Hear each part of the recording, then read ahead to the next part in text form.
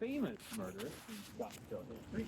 So that was the murder of Bob Crane, big TV star guy.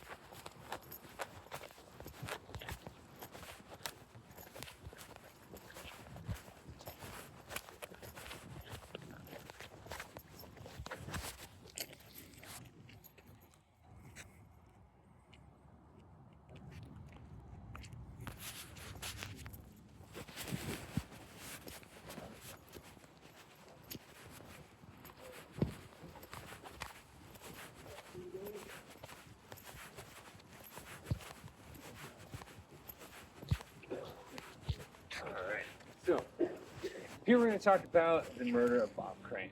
Okay. So, Bob Crane was a famous TV actor from like 1965 to 1972.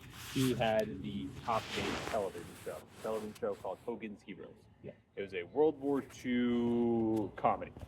Two words that you don't really think go together, but the idea was they were American POWs in Germany that were, constantly helping the Allied war effort back from behind enemy lines. So, Bob Crane, #1 rated TV show, huge TV star. Show ends in 71, and he decides that he's going to start to make his name in movies. Gets a bunch of supporting roles in some Hollywood movies, and by 1975, it looks like his star is starting to rise even more in Hollywood. Problem was, everything gets derailed in 75 when a scandal comes out. Bob Crane had a few extracurricular activities he liked to engage in. One of them was having group sex. The other one was filming it. So when in 1975 America finds out about this, a very conservative time, they are not happy, and no one in Hollywood is willing to hire him after that.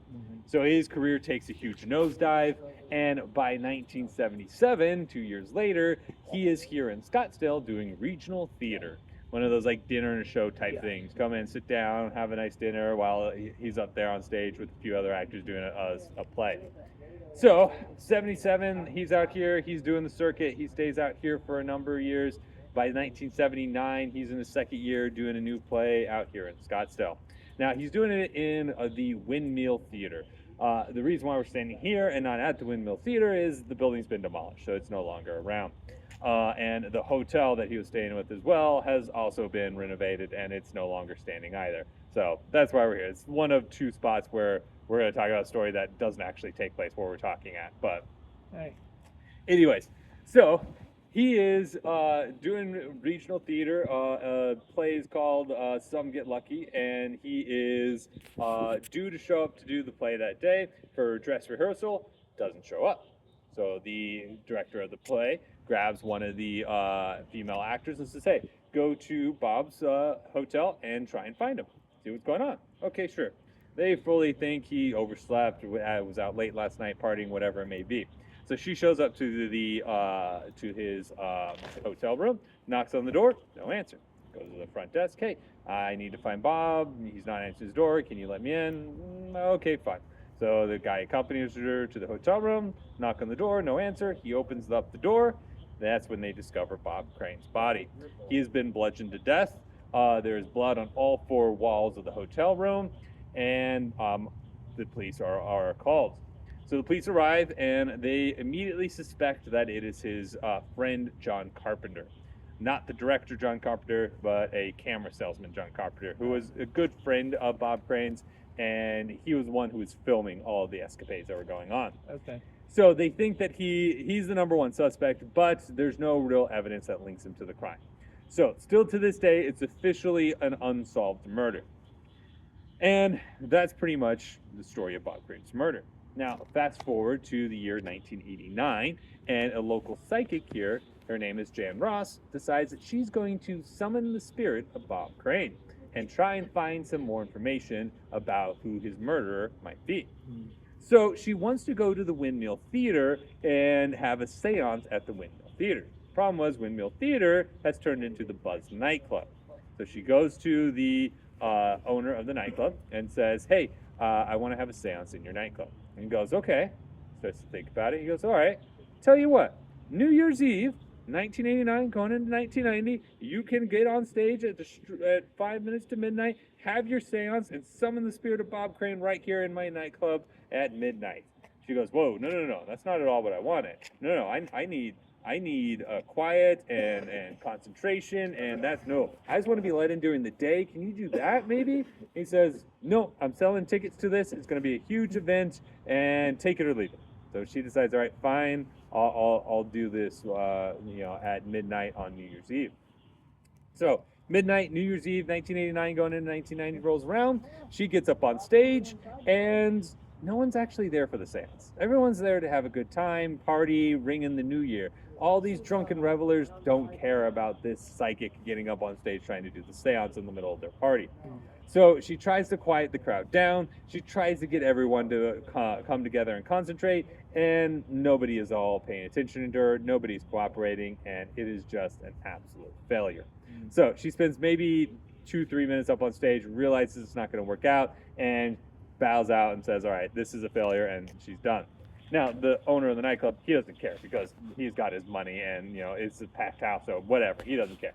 She goes home that night, and in the comfort of her own home, with just a few friends, she decides that she is going to try and do a seance one more time. So, with the aid of some friends, with the peace and quiet of her home, she summons the spirit of Bob Crane. Now, she will tell you that she did make contact with his spirit, and his spirit told her two things. One, he knew who his killer was. He knew the killer. He didn't give a specific name, but he just said, "I knew my killer." And two, the murder weapon, which wasn't found back in 1979, can be found at the bottom of the canal. Same canal where Faye's ghost was, and her car was found. Okay, great. So she's got these two pieces of information. The next day, she goes to the cops and tells the cops, "Hey, I'm a psychic. I summoned Bob Crane's spirit. He told me these two bits of information." To which they go, "Okay, really can't do anything with that, but thank you. We'll put a note in the file or something." And they go about their day. 4 years later, 1994 rolls around. The cops have found the murder weapon in Bob Crane's murder. It was exactly where Jan Ross said it was. It was at the bottom of the canal. They drag the canal, they find the murder weapon, and it is a camera tripod. So this is the piece of evidence that they think is going to link John Carpenter to the actual murder. So 25 years after his murder, they put John Carpenter on trial. Problem is, though, is that the murder weapon has been sitting at the bottom of the canal underwater for 25 years. There's no fingerprints, there's no DNA evidence, other than the fact that it was a tripod that was owned at one point in time by John Carpenter. That's the only real bit of evidence they have linking to it. So he is found innocent. There's not enough evidence to convict him. He's found innocent and let go. Now, a year later, in 95, he passes away. So still to this day, it's officially an unsolved murder. So we don't really know who did it, but everyone's kind of has their own theories. But the number one suspect is John Carpenter. That's one who most people think did it. Mm-hmm. Now, Jan Ross, that night when she had her in 89, going in 90, when she did her seance, set the unofficial world record for largest in-person seance. Now, I say unofficial because according to the Guinness Book of World Records, the largest seance happened in the mid-2010s at Stonehenge when a psychic did a seance there, and a bunch of people all Skyped in. The problem with that is not a lot of people are actually there at Stonehenge. Most of them had Skyped in, right? They were all there, digitally. So if you're looking at largest in-person seance, that record should go to Jan Ross at the Buzz nightclub right here in Scottsdale. So there you go. That's the story of Bob Crane and his murder. And it is, like I said, probably the most famous murder here